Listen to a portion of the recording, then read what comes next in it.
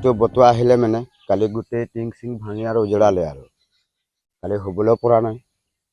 যেন তেনাৰ ভিতৰত বহি থাকিলোঁ আৰু ডাঙৰ বতাহ মানে গছ ভাঙি আৰু গোটেই ঘৰটো উজৰালে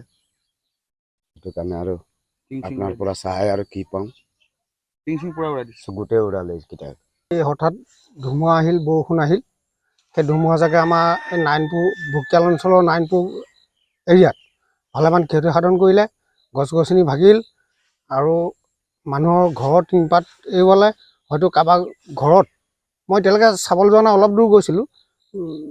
কাৰোবাৰ ঘৰৰ ওপৰত গছ গছনি পৰিছে আৰু বিদ্যুৎ খুঁটা ভাগিছে এই উৎকট গৰম গতিকে মই বিদ্যুতৰ বিভাগক কওঁ যে অতি সোনকালে এই বিদ্যুৎটো মেৰামতি কৰি আমাক এই বিদ্যুতৰ ব্যৱস্থা সোনকালে কৰক আৰু এইটোৱে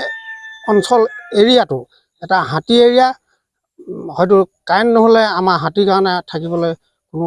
ব্যৱস্থা নাই।